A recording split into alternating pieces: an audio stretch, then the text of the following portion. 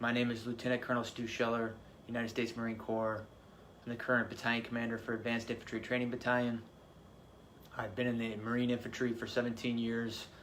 Started my tour with Victor 1-8. It's the current unit that's doing perimeter security, dealing with the mess that's going on there. You can see open source reporting that there was an explosion and some people were killed. I know through my inside channels that one of those people that were killed was someone that I have a personal relationship with. Won't go into more details because the families are still being notified.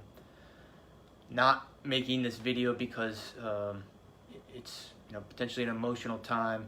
Making it because I have a growing discontent and contempt for my perceived ineptitude at the foreign policy level, and I want to specifically ask some questions to some of my senior leaders. And I'll say, as a person that's not at 20 years, I feel like I have a lot to lose. If you play chess, you can only see 2 to 3 moves out because there's too many variables. I thought through if I post this video, what might happen to me, especially if the video picks up traction, if I have the courage to post it. But I think what you believe in can only be defined by what you're willing to risk. So if I'm willing to risk my current battalion commander seat, my retirement, my family's stability, to say some of the things that I want to say, I think it gives me some moral high ground to demand the same honesty, integrity, accountability from my senior leaders. And so I want to start with, we'll just use the Marine Corps. We'll just stick with the Marine Corps. So in the current fallout of Afghanistan, a lot of Marines were posting on social media, and in response to that, the Commandant published a letter, which is the service chief of the Marine Corps. And I want to read from it. It was dated 18 August, so only a week ago.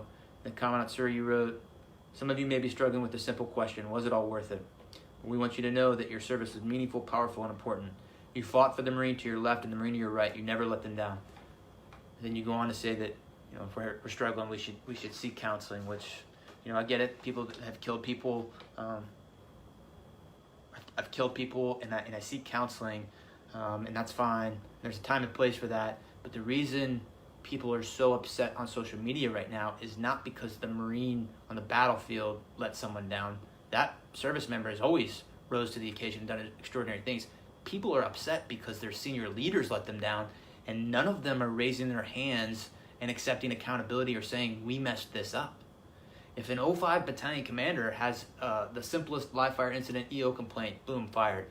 But we have a Secretary of Defense that testified to Congress in May that the Afghan National Security Force could withstand the Taliban advance. We have chairmen of Joint Chief, who the Commandant is a member of that, who's supposed to advise on military policy.